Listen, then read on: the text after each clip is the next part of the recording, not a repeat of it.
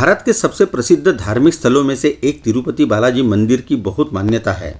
इस मंदिर से जुड़ी आस्था, प्यार और रहस्य की वजह से लाखों लोगों की भीड़ यहाँ खींची चली आती है। आज हम आपको तिरुपति बालाजी मंदिर से जुड़े कुछ रोचक बातों से रूबरू कराते हैं। वेंकटेश्वर एक ऐसे भगवान जिन्होंने लोगों को बचाने के लिए और उनकी परेशानियों का निपटारा करने के लिए कलयुग में जन्म लिया था। वेंकटेश्वर को भगवान विष्णु का अवतार भी माना जाता है। कहा जाता है कि भगवान वेंकटेश्वर तब तक रहेंगे जब तक धरती यानी कलयुग का अंत नहीं हो जाता। लेकिन कलयुग का अंत करेगा कौन? कहते हैं कि कलयुग में पाप बढ़ता है तो उसका अंत होता है। कहते हैं कि जब जब कलयुग में पाप बढ़ता है उसका अंत होता है और दोबारा एक नए युग का निर्माण होता है। दरअसल जहाँ वेंकटेश्वर को कलयुग में दुखहर्ता के रूप में माना जाता है, वही भगवान विष्णु के दूसरे अवतार कल्कि के बारे में मान्यता है कि उनका जन्म कलयुग को खत्म करने के लिए होगा और धरती पर सब कुछ खत्म हो जाएगा। इसीलिए तिरुपति बालाजी मंदिर को कलयुग के वैकुंठ और कलयुग प्रत्यक्ष दिव्य के नाम से भी जाना जाता है।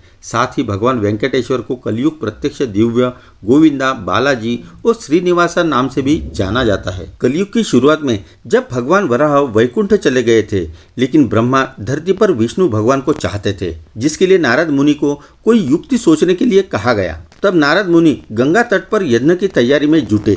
लेकिन सवाल ये था कि ब्रह्मा, विष्णु और महेश में उस यज्ञ का पुरोहित किसे बनाया जाए। सभी ऋषि मुनियों ने ये जिम्मेदारी भृगु ऋषि को सौंपी, क्योंकि वही देवताओं की परीक्षा लेने का साहस कर सकते थे। भृगु ऋषि भगवान ब्रह्मा के पास पहुंचे, लेकिन भगवान ब्रह्मा वीणा की धुन में लीन थे। फिर वह महादेव के दरबार पहुंचे, लेकिन उस वक्त भगवान शंकर भी मां पार्वती से बातचीत में खोए हुए थे। फिर नाराज होकर भृगु ऋषि भगवान विष्णु के पास पहुंचे, जो उस वक्त आराम कर रहे थे। भृगु ऋषि ने वैकुंठ धाम में भगवान विष्णु को कई आवाजें दी, लेकिन भगवान ने कोई जवाब नहीं दिया। गुस्से में आकर भृगु ऋषि ने भगवान विष्णु के सीने पर लात मार दी। इसके बाद भगवान विष्णु ने भृगु ऋषि को गुस्से में आग बबूला देखा तो उनके पैर पकड़ लिए और मालिश करते हुए पूछा कि कहीं आपको चोट तो नहीं लगी। यह देखकर भृगु ऋषि को अपना उत्तर मिल गया और उन्होंने यज्ञ का पुरोहित भगवान विष्णु को बना लिया। भृगु ऋषि के भगवान विष्णु के सीने पर लात मारने पर माता लक्ष्मी नाराज हो गई।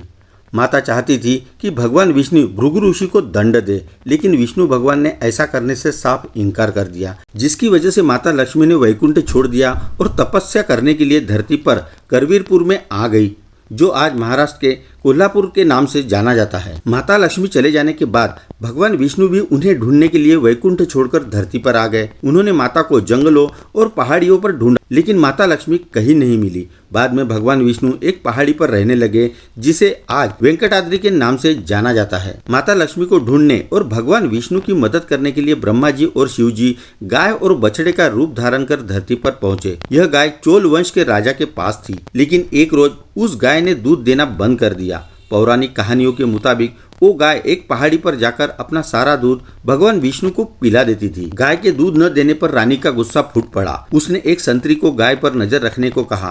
संतरी ने सब कुछ देख लिया और गुस्से में आकर उसने गाय की तरफ कुल्हाड़ी फेंकी, लेकिन तभी भगवान विष्णु प्रकट हुए और वो कुल्हाड़ी उनके माथे पर लगी। कुल्हाड़ी से लगी उस चोट का निशान आज भी भगवान वेंकटेश्वर की मूर्ति पर कायम है। कहते हैं इसीलिए तिरुपति बालाजी में मौजूद मूर्ति में भगवान का सिर ढका है। आज भी हर शुक्रवार को बाकायदा मरहम के जरिए भगवान का उपचार करने की परंपरा कायम है। भगवान विष्णु को संतरी की कुल्हाड़ी लगने के बाद इस करतूत पर भगवान विष्णु ने राजा को श्राप दिया, लेकिन माफी मांगने के बाद भगवान ने राजा को माफ भी कर दिया और एक वरदान दिया कि अगले जन्म में अक्सा के राजा के रूप में पैदा होगा। उसकी एक पुत्री होगी जिसका नाम होगा पद्मावती और राजा को पद्मावती की शादी वेंकटेश्वर से करानी होगी।